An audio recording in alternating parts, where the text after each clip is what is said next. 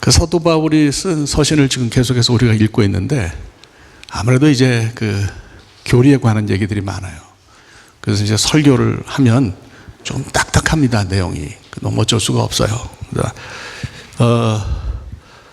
저 집사람의 그 협박에 못 이겨서 제가 쉽게 하려고 애를 쓰겠습니다. 그러나 뭐 그게 또 뭐 안 그럴 수도 있어요. 어쨌거나 전 최선을 다해서 좀 편하게 전달을 하겠습니다. 여러분들이 잘 들으시고 또 말씀에 그렇게 은혜롭게 반응하시면 좋을 것 같아요. 오늘 이제 세 가지 이 대림절에, 지금 대림절 기간이잖아요. 대림절 기간에 생각할 것 세 가지를 여러분과 함께 나누도록 그렇게 하겠습니다. 본문 읽으면서 첫째로 우리가 대림절에 생각할 것은 오늘 찬양도 우리가 다 그렇게 했는데 감사할 일을, 하나님께 감사할 일을 우리에게 주셨다는 거예요. 한번 따라 합시다. 감사할 일을 주셨다. 하나님과 우리 관계를 생각하면 하나님이 우리에게 먼저 손을 내미셨거든요. 성경을 읽어보면 다 하나님이 우리를 먼저 찾아오시지 우리가 하나님께 손을 내밀거나 그러지는 않아요. 하나님이 우리를 찾아오세요. 저는 그것부터도 굉장히 은혜라고 생각합니다. 우리가 뭐라고 말이죠. 참 감사한 일이에요. 그렇죠? 그래서 독일의 구약학자 창세기 주석을 쓴 분인데 이름은 얘기해봐야 소용이 없고요. 그분이 그 예배를 그렇게 얘기했잖아요. 완전하신 하나님이 불완전한 우리를 만나기 위해서 허리를 굽히고 찾아오시는 사건이 예배다. 하나님이 우리를 찾아오시는 게 그게 예배 사건이고요. 그래서 그 예배를 통해서 하나님 만나는 게 너무 중요합니다. 그러니까 우리가 찬양을 통해서, 그죠? 찬양을 통해서 하나님 만날 수도 있고, 설교를 통해서 만날 수도 있고, 교제를 통해서 만날 수도 있고, 봉사를 통해서도 만날 수 있고, 이 예배 전체를 통해서 우리가 하나님을 경험하고 만나면 그것이 예배예요. 그러니까 하나님이 우리를 먼저 찾아오셨어요. 그래서 이 특징은 하나님과 우리 관계의 특징이라고 하면 특징이 있어요.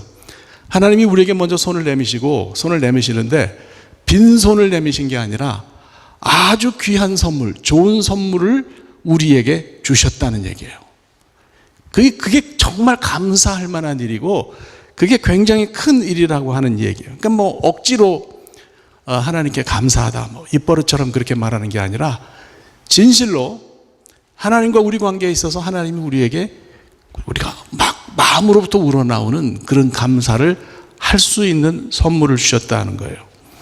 여기 보면 신령한 복을 우리에게 주셨다 그래요. 자, 따라합시다. 복을 주셨다. 복이라는 말 참 좋은 말이에요. 여러분 다 복 받으시기 바랍니다. 아멘 소리가 제일 큽니다. 그만큼 이제 복이 의미가 있어요. 그죠? 여기서 말하는 복을 그러면 헬라어 성경은 뭐라고 얘기할까? 에울로기아라고 말하는데 이것은 사실 어떤 복이라기보다는 감사이고 찬송이라는 말로 번역하는 게 더 맞아요. 그러니까 이 얘기는 무슨 얘기냐면 하나님께서 우리에게 감사하고 찬양할 만한 일을 주셨다는 얘기예요.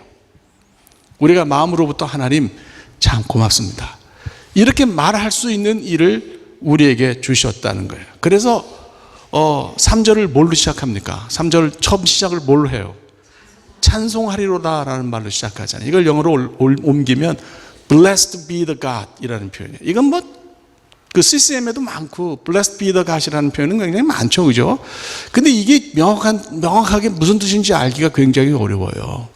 그래서 이 Blessed be the God이라는 말은 구약 성경이 계속해서 이 유대인들이 혹은 구약 성경을 쓴 사람들이 하나님께 드리는 그 감사가 있어요. 바루흐 아타 아도나이라는 뜻이에요. 그게 무슨 뜻이냐면 이 바라흐라는 말은 축복하다는 뜻이거든요. 복잡해도 괜찮아요. 이 정도는 해도. 축복하다는 뜻인데 우리가 하나님을 축복하다는 뜻으로 이해하면 큰일 납니다. 우리가 어떻게 하나님을 축복하겠습니까? 그렇죠? 그건 아니죠. 그러니까 하나님께 이럴 때의 바라흐는 복이다 이런 뜻이 아니고 감사한다는 뜻이에요. 찬송한다는 뜻이에요. 그래서 Blessed be the God 혹은 바루흐 아타 아도나이, 이 뜻은 무슨 뜻이냐 하면 하나님을 찬송합시다. 하나님은 찬송 받으실 분이십니다. 하나님은 우리의 감사를 받으실 분입니다. 이렇게 말하는 게 맞아요. 그래서 이 번역이 제가 볼 때는 잘된 번역이에요. 이거는 이거는 뭐 다르게 얘기할 게 없어요. 그래서 대뜸 Blessed be the God을 찬송합시다. 하나님을 찬송하리로다. 우리 주님을 찬송하리로다. 이렇게 번역한다면 저는 그것이 굉장히 잘된 그런 그 번역이라고 생각해요. 그러니까 찬송 받으실 하나님, 영광 받으실 하나님, 우리의 감사를 받으실 하나님, 하나님이 그런 분이라는 거예요. 여러분 다 하나님이 감사하고 찬양할 만한 분입니까? 예, 그렇게 생각하면 되는 거예요. 예, 북쪽 동네는 하는데 남쪽 동네는 아멘을 잘 하네요, 여전히. 자, 여러분 하나님 찬양 받으실 분이라고 믿으십니까? 예, 감사합니다. 예. 그래서 성경을 보면 나 솔직히 방향 감각이 없어 어디가 북쪽인지 잘 모르겠어요. 뭐 이쪽이 북쪽인지 이쪽이 북쪽인지 뭐 잘 모르겠는데, 그러니까 예. 성경을 보면은 송축하다는 말이 많이 나와요. 송축하다. 이게 무슨 뜻이에요? 송축하다가. 예?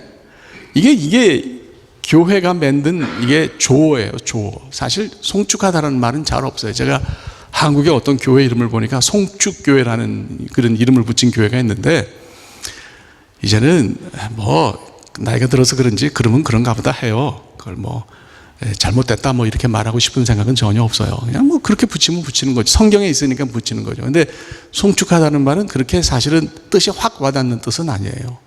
여러분, 송축하다는 말이 무슨 뜻이에요? 그러니까 예, 가만히 있는 게 맞아요. 우리 교인들이 훌륭합니다. 제가 볼 때는. 아니, 모르는 걸 뭘 얘기를 하겠냐고요. 분명히 가만히 보니까 담임 목사가 그건 아니다 그럴 것 같거든요. 뭐 이럴 때는 눈치들이 있어가지고 대답을 잘 안 합니다. 우리 교인들이. 할렐루야. 네. 송축하다는 말은 감사한다는 뜻이에요. 이걸 그대로 제대로 번역하면 감사한다는 뜻이고 찬양한다는 뜻입니다. 그래서 이거하고 연결되는 거예요. 네. 사도 바울이 에베소 교인들에게 하나님께 감사하라, 하나님을 찬송하라, 이렇게 얘기하는 거예요. 그죠? 이유는 뭐라고요? 하나님이 우리에게 어떤 일을 주셨다고요? 찬송할 만한 일, 감사를 드려서 마땅한 그런 일을 주셨다. 그러니까 이 성탄절기에, 대림절기에 우리가 처음 해야 될 일은 하나님 감사합니다. 그거죠. 그죠? 한번 따라합시다. 하나님 감사합니다.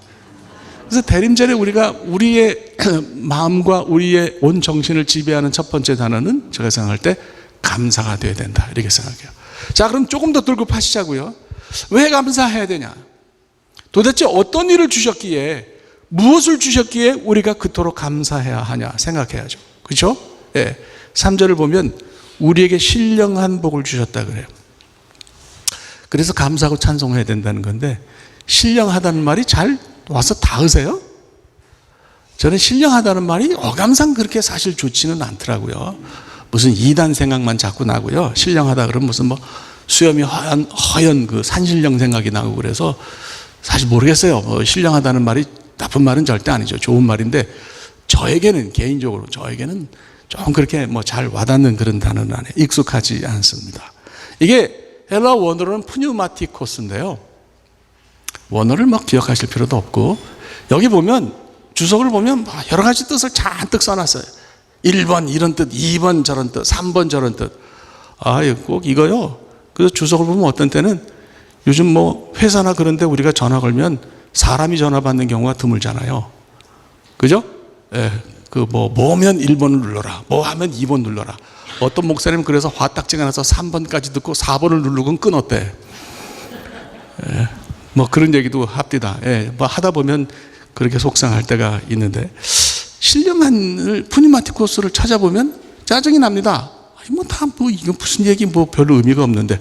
그래서 제가 하나 눈에 딱 들어오는 것만 여러분들에게 말씀드리면 무슨 얘기냐? 복잡한 의미는 다 떼내버리고 성령 하나님께 속한 그것만 우리가 기억하면 돼요. 그러면 복은 복인데, 복이 이게 감사라 그랬어요. 감사인데 어떤 감사냐? 성령 하나님께서 주시는 복이다, 그런 얘기예요. 성령 하나님 때문에 우리가 하나님께 올려드릴 감사할 만한 일이다, 그런 얘기예요. 이해가 가시죠? 12월에 가고 있습니다. 어우, 썰렁하네. 자, 그러면 이 신령한 감사, 이 복의 실체가 뭐냐? 예수 그리스도라는 거예요.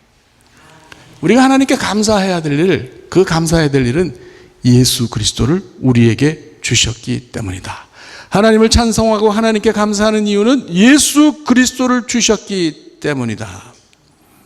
자, 그럼 예수 그리스도를 주신 게 왜 그렇게 감사할 만한 일입니까? 예수 그리스도를 통해서 하나님께서 우리에게 주신 은혜가 이게 싼 게 아니에요. 값어치가 없는 게 아니에요. 무지하게 비싼 거를 주셨다. 무지하게 귀한 걸 주셨다. 딱 보면 우리 다리가 후들거리고 우리가 그 앞에 고개를 숙일 수밖에 없는 그런 엄청난 것이 예수 그리스도 안에 있다. 그런 얘기입니다. 흔히 듣는 말이 우리가 은혜를 거저 얻었다 그래요. 값없이 그냥 받았다. 구원의 은혜를 그냥 받았다 그래요. 그거는 뭐 제가 볼 때 맞는 말인 것 같아요. 그런데 기억해야 될 것은 거저 받았다고 해서 그 구원이 값이 없다는 얘기는 절대로 아닙니다. 그죠? 여러분 선물을 하나 받았어. 그 선물이 보면 1달러짜리, 2달러짜리, 그것도 고맙지. 누가 뭐 주나 땅 파면 뭐 1불, 2불 나옵니까? 그것도 고맙긴 하지만 그 솔직히 우리끼리 얘기하시자고요. 누가 줬는데 이거는 뭐 별 볼 일 없는 거야. 그러면 감사하다는 생각이 납니까? 솔직히 뭐 여러분 난다 그러면 뭐 할 수 없지. 저랑은 수준이 다 다른 분들이니까 저는 뭐 그렇게는 생각이 안 들어요. 그런데 정말 뭔가 대가 없이 줬는데 그게 너무 귀한 거예요. 그러면 진짜 막 감사할 만하죠. 이렇게 귀한 거를 하나님이 나에게 주셨다. 그러니까 우리가 거저 받았다고 그래서 하나님이 우리에게 그냥 주셨다고 그래서 구원의 은혜가 값이 싸다든지 값어치가 없다든지 이게 뭐 한심한 거라든지 그런 것이 절대 아닙니다. 우리 옛말에 싼 게 비지떡이라는 말이 있어요. 싼 게 비지떡. 그 말 뜻을 아세요? 그게 무슨 뜻인지 아세요? 예, 비지가 뭔지는 아시죠? 저 콩 갈아서 만든 비지찌개 돼지갈비 넣고 한 거 무지하게 좋아하는데 왜 그걸 안 해주는지 모르겠어요. 예. 시장에 갔는데 떡을 사러 갔는데 떡값이 굉장히 싸요. 야, 이게 웬일이냐? 그리고 그 떡을 사가지고 집에 왔는데 보니까 색깔하고 모양만 떡처럼 만들고 실제로는 뭐로 만든 떡이다? 비지로 만든 떡이다 이게. 그래서 싼 게 비지떡이다 이런 말이 있습니다. 믿거나 말거나. 그래서 제가 찾아보니까 그래서 싼 게 비지떡이라 그런데요. 구원은 눈에 보이지 않습니다. 우리가 그것을 제가 여러분에게 구원받은 거를 증명할 수 있는 뭐 그런 얘기 3가지 1, 2, 3에 성경 공부할 때마다 말씀을 드리는데 그런 걸 아무리 얘기해도 구원이 눈에 보이는 사람은 없어요. 자, 구원을 받다. 아무도 없잖아요. 저도 구원을 본 적이 없단 말이죠. 그죠? 그렇기 때문에 구원이 눈에 보이지 않기 때문에 이게 무슨 비지떡이나 값싼 무엇과 비슷하다고 착각하면 절대로 안 된다 이런 얘기. 수식어에 값이 없다라는 말 붙은 거는 제가 볼 때 중의적으로 2가지로 볼 수 있어요. 값이 없다는 거는 싸다는 뜻도 있지만 아예 값을 붙이지 못할 정도로 무지하게 비싸다는 뜻도 됩니다. 저는 값이 없이 주셨다는 거는 이거를 구원의 은혜를 주는데 몇 푼 받고 줄 거예요? 이건 100만 불로도 살 수가 없어요. 값을 매길 수가 없다. 값을 매길 수가 없다. 이 은혜가. 그래서 저는 그런 생각을 해요. 하나님이 그냥 주신 것도 이유가 있구나. 이거는 값을 매길 수가 없다. 이거는 값을 정할 수 없는 정말 커다란 선물이라고 하는 그런 뜻이 있습니다. 거저 주셨다는 말은 뭐 100번 옳죠. 그러니까 공로주의. 내가 뭘 했기 때문에, 내가 뭘 이만큼 공헌했기 때문에 하나님이 너 괜찮다. 너 수고했으니까 그 대가로 내가 구원을 줄게. 그런 건 아니에요. 우리가 열심히 애쓰고 노력하는 것은 구원 받았기 때문에 거기에 감사해서 하는 것이지 우리의 노력이나 공헌이 어떤 구원의 전제 조건은 될 수 없다. 아멘입니까? 이거를 우리가 잘 기억해야 할 거라고 생각합니다. 본 회포 목사님 얘기를 여러 번 했어요. 이분은 천재예요. 천재. 이분이 독일로 돌아가서 감옥에서 갇혀서 죽지 않았으면 조직 신학적으로 엄청난 공헌을 했을 거예요. 독일에서는 박사학위를 받는 것도 어려운데 그거보다 더 어려운 시험이 교수가 되는 시험이에요.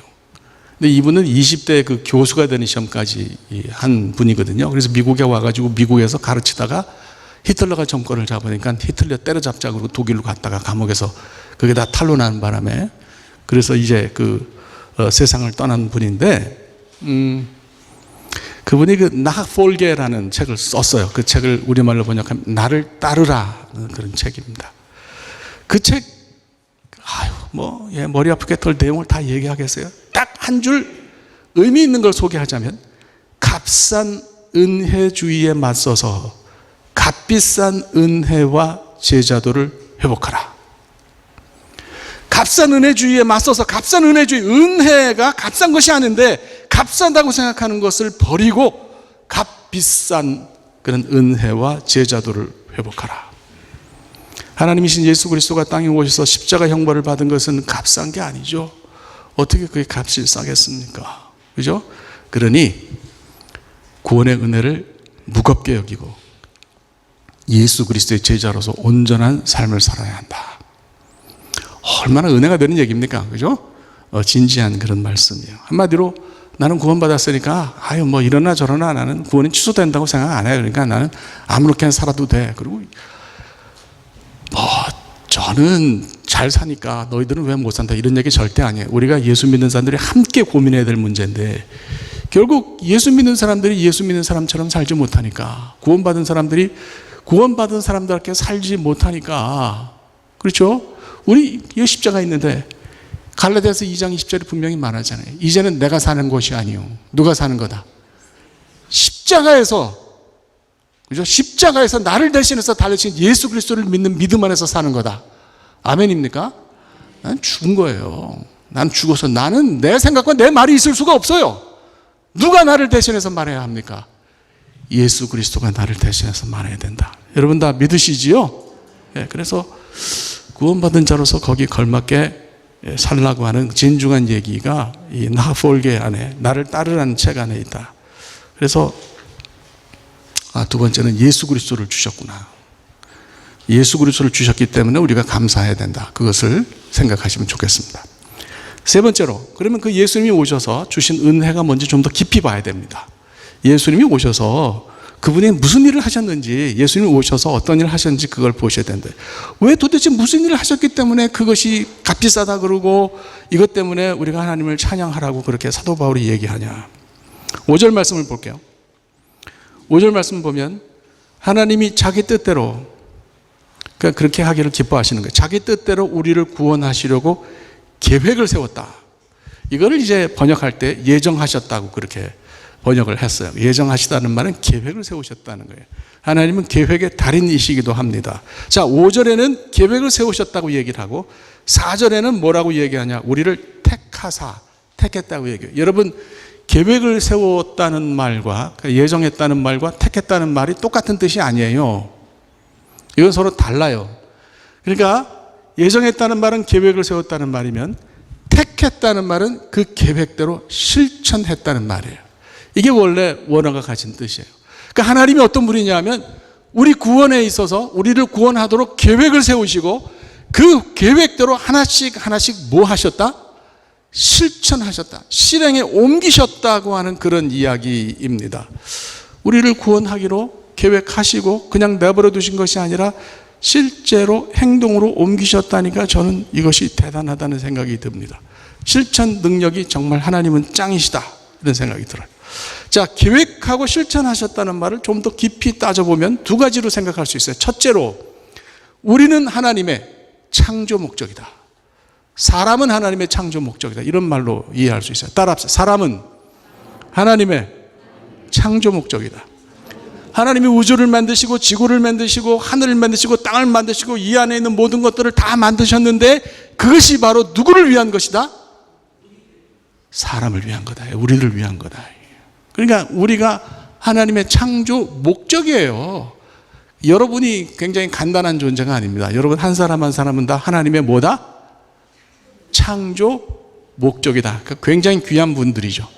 한번 따라 할까요? 나는 엄청나게 귀하다. 왜 그렇습니까? 하나님 창조 계획의 목적이고 핵심이기 때문에 그렇습니다. 그래서 보통 존재가 아닌 거예요. 두 번째로 하나님의 이런 사랑은 즉흥적이지 않습니다. 하나님이 인간을 자녀로 삼기 위해서 거기에 투자한 시간이 영원에 필적한다는 거예요. 이것을 우리가 알아야 합니다. 그래서 그 긴 시간 동안 영원에 필적할 만큼, 영원이라는 시간 자체는 계산도 안 되는 시간이잖아요. 그러니까 계속해서 쭉 우리를 사랑하시는데 변함이 없다. 그 긴 시간을 투자해서 하나님은 우리를 사랑하셨다. 그래서 이거를 생각해 보니까 나처럼 별 볼 없는 존재에게 하나님이 예의를 갖추셨다는 말이구나. 저는 이걸 그렇게 해석을 했어요. 저 고등학교 동창 친구가, 얘는 교회를 나갔다 안 나갔다 해요. 이걸 이제 요번에 이걸 보내줘야지. 이름이 황혜영이야. 이름을 밝히 세 글자를 꼭꼭 박아서 교회 좀 열심히 나가라고. 근데 이 친구가 뭐 어디서 구하는지 이렇게 좋은 말들을 많이 구해서 저한테 보내줘요. 그럼 제가 그걸 보고 이제 참 좋다. 뭐 제 페이스북 계정에 올리기도 하고 그러는데, 이번에 보낸 글이 이런 글이 있어요. 사람, 요 단어는 입술이 닫힌대요. 근데 사랑, 그러면 입술이 열린대. 자, 해보세요. 한번 사람. 닫히죠? 자, 한번 사랑 해보세요. 사랑. 이게 열리잖아요. 그래서 사람을 여는 게 사랑이라고 그래요. 여러분, 사랑이 있으면 다 열어요? 지난주에 제가 텔레비전을 보다 김창옥이라는 분이 있어요. 이분이 서울여대에서 교수도 하고, 강연을 지금까지 한 7,000번 했는데, 저는 태어나서 그 사람처럼 말을 재밌게 하는 사람은 못 봤어요. 정말 말을 재밌게 합니다. 그래서 저는 늘 부럽습니다. 사실 제가 그렇게 말재간이 좋지를 못해요. 그러니까 뭘 풀어서 설명하라 그러면 그건 하겠는데, 말을 이렇게 재밌게 하라 그러면 그건 잘 못하겠어요. 그래서 뭐 어떡합니까? 생긴 대로 살아야지. 제가 뭐 그 사람 부러워한다 그래서 뭐 그 재주를 가져올 수 있는 것도 아니고 이제 그렇잖아요. 그런데 그분이 그런 얘기를 했어요. 예의가 없는 사랑은 폭력적이다. 와, 저는 뿅 갔어요. 그러면서 그분이 하는 말이, 인간관계의 시작은 사랑이 아니라 예의다. 여러분 동의하십니까? 저는 맞는 말이라고 생각합니다. 그러니까 사랑하지 말라는 얘기가 아니고, 사랑하는데 그 사랑에 뭐가 있어야 한다? 예의가 있어야 된다. 그래서 제가 본문을 이렇게 보니까 하나님이 정말 인간에게 예의를 갖추셨어요. 그 긴 시간 동안, 이게 진짜 예의지. 그 긴 시간 동안 좋아했다 말았다, 좋은 말 했다가 딴소리 했다, 이렇게 하지 않고 그 긴 시간 동안을 하나님 변하지 않고 우리에게 늘, 나는 너를 좋아해, 나는 너를 사랑해, 너를 구원하기를 원해, 이 긴 시간을 변하지 않고 꾸준하게 하나님이 그런 자세를 보이셨다면, 이건 정말 하나님이 나같이 보잘것없는 사람을 향해서 예의를 갖추신 거구나. 참 하나님 예의 바르시다. 그런 생각이 들었습니다. 사람은 뭐 변덕스럽죠. 예수님 예루살렘에 들어가실 때 제가 성경 읽을 때마다 복음서 마지막 부분을 읽으면 속상해요. 마음이 아파요. 호시아나, 호산나, 영어 호세너, 이건 어디서 왔는지 모르겠어요. 호시아나라는 말은 지금, 나가 지금이라는 뜻이거든요. 우리를 지금 구원하라는 뜻이. 막 소리 지르고 겉옷을 펴서 예수님 가시는, 나귀 타고 들어가시는 길에 깔고, 대추야자 나무를 꺾어가지고 길에다 다 깔고 말이죠. 예수님 안장이 없으니까 나귀에다가 옷을 벗어서 이게 덮고 막 이렇게 하면서 막 구원해 달라고 그렇게 예수님을 향해서 메시아라고 막 했던 사람들이 일주일도 안 돼가지고 바라바를 놔주고 예수님 십자가에 못 박으라고 소리를 질렀잖아요. 저는 그 부분이 참, 사람이 그런 모양이다, 사람이 그렇구나, 그런 생각이 들었습니다. 하나님은 그런 분이 아니란 얘기예요. 우리는 일주일만 해도 하나님을 배신할 수 있는데, 그분은 우리를 영원에 필적할 만한 그런 시간 동안 변하지 않으셨어요. 끊임없이 사랑하셨어요. 예의를 갖춰서 변함없는 자세로 우리에게 다가오셨다. 할렐루야. 그게 참 은혜가 아니겠냐 하는 뜻입니다. 제 친구 할아버지가 금강혼을 하셨어요. 지금은 이제 그 할아버지가 돌아가셔서, 워낙 연세가 있어서 돌아가셨는데, 여러분 그 금강혼, 소위 다이아몬드 혼이라고 하면 몇 년 같이 살면 그게 되는지 아세요? 은혼식, 금혼식 뭐 다 하잖아요. 그죠? 예. 이 금강혼은 75년을 같이 살아야 금강혼을 해요. 야, 결혼해서 75년을 살았어요. 여러분 다 뭐 그렇게 하시기를 축복합니다. 대답을 안 하네. 웃음의 의미가 다양하네. 아우 지겨워, 그런 소리도, 그런 마음도 있는 것 같고, 뭐 아우 75년 내가 먼저 죽지, 뭐 이런 것도 있는 것 같고. 75년, 제가 금강혼은 평생에 그 딱 한 번 봤어요. 사실 그 제 친구 할아버지 금강혼 때 딱 한 번 봤어요. 그게 이렇게 쉬운 게 아니죠. 저는 올해 계산해 보니까 36년째인데 2배를 더 살아야 돼. 2배 이상을 살아야 되잖아요. 자신이 없어요. 저는 뭐 제가 분명히 먼저 하나님 부르셔서 갈 거라고 생각합니다. 제가 나이도 많고 남자가 보통 덜 살잖아요. 그래서 뭐 그런 생각을 하는데, 금강혼이라 그러면 사람들이 와, 다 그런다. 변하지 않고. 제가 볼 때 그 가장 아니, 결혼 생활 75년이면 부부싸움을 몇 번이나 했을까? 제가 생각할 때는 엄청나게 했을 거라고 생각합니다. 부부싸움 안 하고 사는 사람이 있습니까? 우리 부부는 평생 안 싸운다.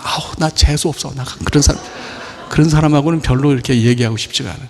부부는 싸워야 정상이고 말다툼이 있어야 정상이고 뭐 서로 이견이 있을 수밖에 없죠. 아니 근데 집사님 그 미소는 뭐예요 도대체? 우리가 다 그렇잖아요. 근데 결혼을 유지하면서 75년을 살았다고 하는 것은 우리가 볼 때 참 대단하다, 인정할 수 있는 일이다, 그런 얘기예요. 변하지 않음, 그것이 중요하다.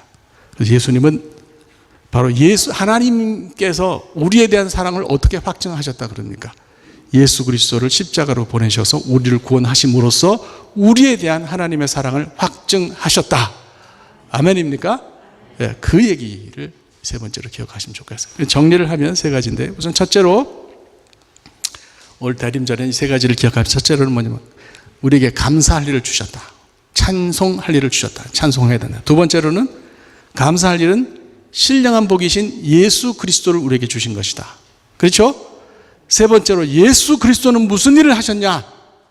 하나님의 우리에 대한 사랑을 확증하기 위해서 십자가로 가셨다. 변함없이 사랑하셨다. 그래서 이 세 가지를 기억하시면 성탄절에 의미가 있을 것이라고 믿습니다. 기도합시다.